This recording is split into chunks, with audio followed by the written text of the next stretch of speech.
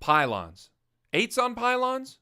Now, I know what many of you may be thinking. Aren't pylons just those things used in air races? Well, yes. But before getting ahead of ourselves, we'll have to define a few things. For those wanting to skim at 50 feet AGL doing 400 knots, that's not this maneuver and we're not going there. And for those who don't want to fly at 50 feet AGL at any knots, don't worry, we're not going there. So what are 8s on pylons? It does involve the figure 8, and flying it will be dependent upon maintaining something called the pivotal altitude around 2 ground reference points, or the pylons. That's it. Accomplishing this maneuver, however, requires a few more layers of detail and discipline. The only ground reference maneuver listed in the commercial PTS, 8s on pylons are also one of the most challenging. Perfecting this maneuver will clearly demonstrate mastery of the aircraft. And unlike many of the ground reference maneuvers pilots are probably familiar with, 8s on pylons are performed without regard to radius or maintaining a constant altitude. The concept of pivotal altitude is the key. And while the planning portion of this maneuver is helpful, the ultimate goal of subconscious aircraft control and coordination drive this maneuver's inclusion as a required commercial pilot maneuver. The objective of practicing and performing the 8s on pylons maneuver is to develop the ability to maneuver the airplane accurately while dividing attention between the flight path and selected pylons on the ground. Before beginning 8s on pylons, a pilot should understand what a pylon turn actually is. Early aviators noticed that at altitude, when turning, the wing appears to move rearward compared to looking at a point on the ground. At low altitudes, this effect reverses and the wing appears to move forward of any ground references. A point exists then where the wing or reference on the aircraft remains stationary compared to a ground reference point. This point is called the pivotal altitude. With this idea in mind, early aviators pioneered the pylon turn in air racing. At pivotal altitude, a racer could guarantee they didn't cross over the pylon by simply placing a reference on the pylon.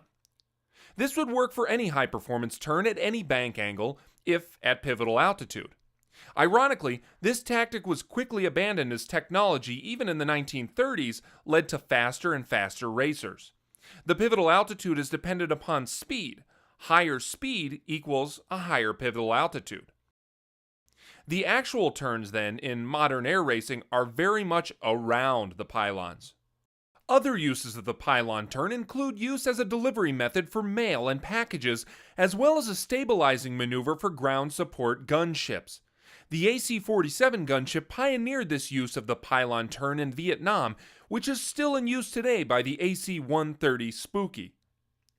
The commercial maneuvers 8s on pylons takes the concept of a pylon turn to the next level by creating a figure 8 in the sky around 2 pylons chosen by the pilot. To make this maneuver predictable and easier to fly, choosing the pylons and initial orientation is an important skill unto itself to develop. Truly, this is the purpose of all commercial maneuvers, to plan and execute while demonstrating mastery of the aircraft.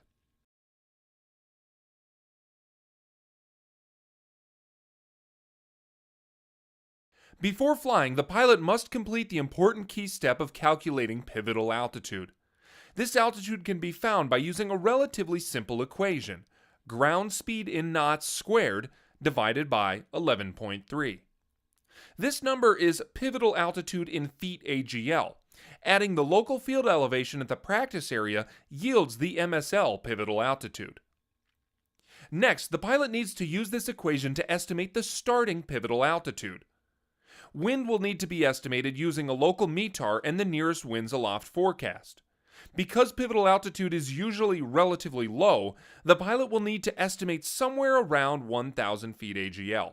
With this information, the pilot can estimate maximum and minimum pivotal altitudes expected during the 8 on pylons. This maneuver will be entered close to a 30-degree angle off the line between the pylons.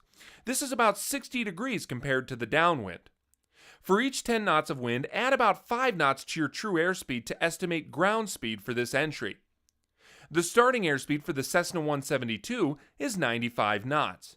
As an example, if you have a 20-knot wind, you can estimate that your starting ground speed will be 105 knots. The pivotal altitude would be about 975 feet AGL.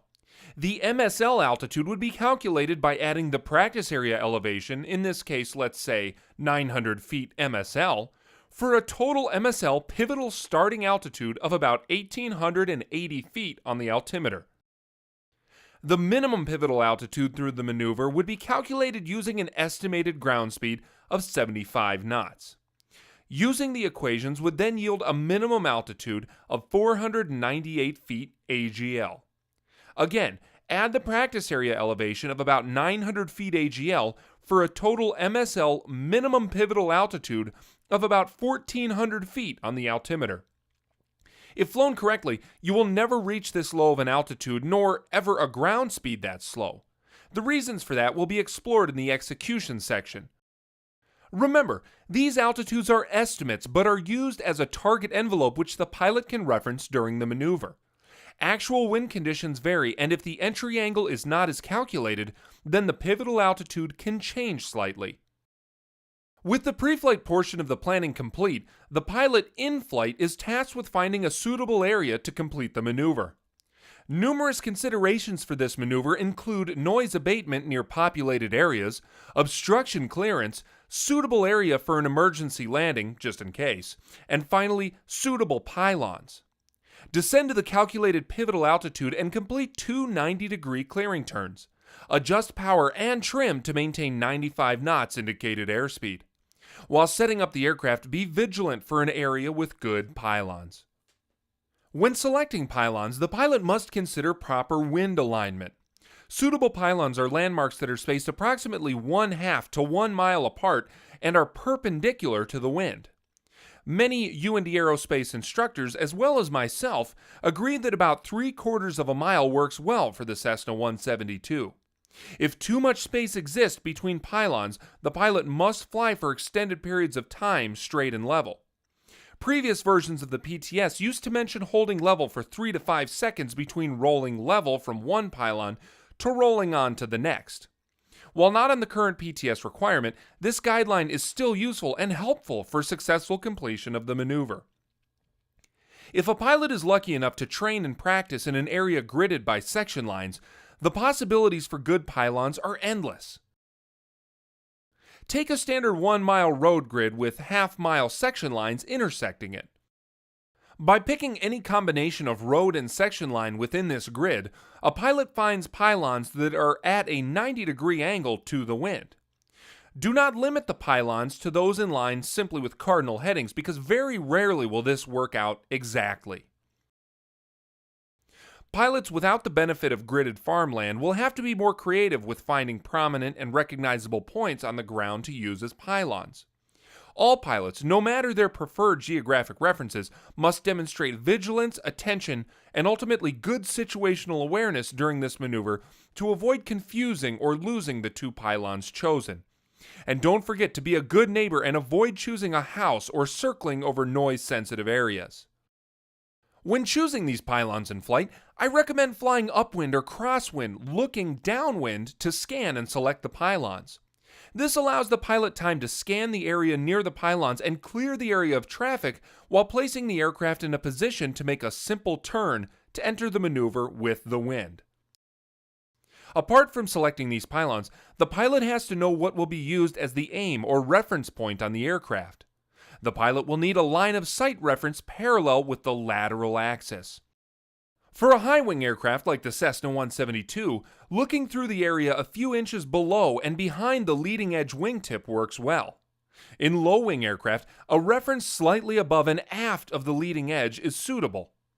When using this reference, do not stare at the wingtip, but through it, focusing on the pylon itself. The purpose of this reference is to place a line extending from the lateral axis right on the pylon. This is where the tethered explanation comes from.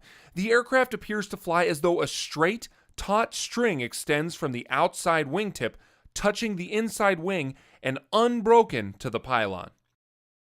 Remember, having this reference line on the pylon demonstrates pivotal altitude. At no point should the pilot attempt to track a constant radius or maintain a constant bank through this maneuver.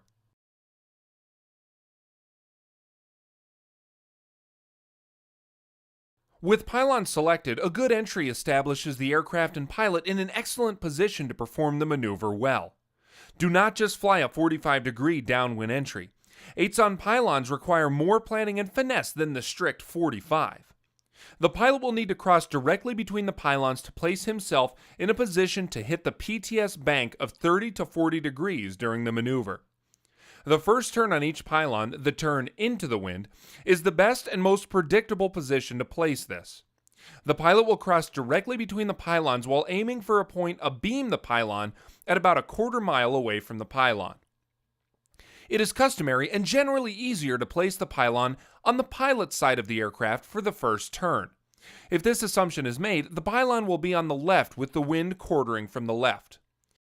Fly coordinated and in a crab to the anticipated point where the turn will begin.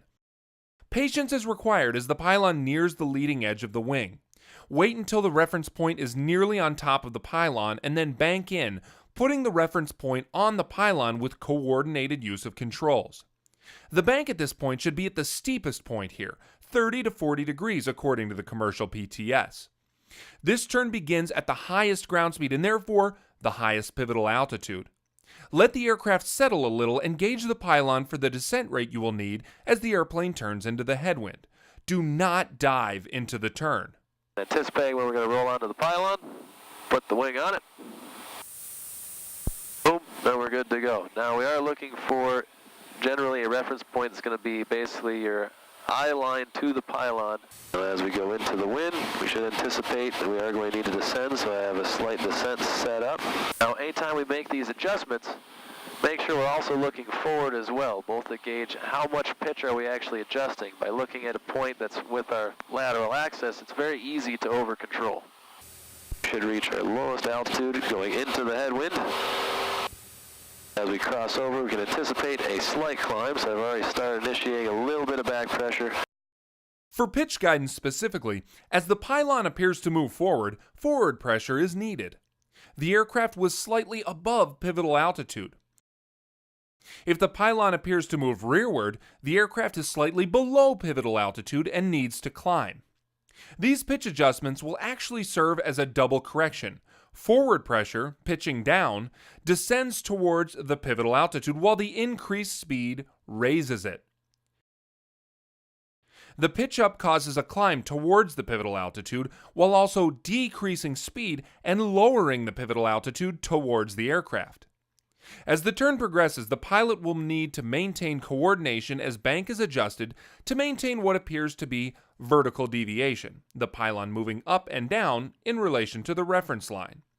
And they must adjust pitch if the pylon appears in front of the reference line or behind it. Remember though, at no point should power be adjusted during the maneuver except to recover from the maneuver at its completion or for safety reasons such as traffic. As the aircraft carves around the apex of the turn, pitch will have to increase as the headwind component decreases. Anticipate this by gauging and planning for the pylon to move rearward as you transition to a crosswind point in the maneuver.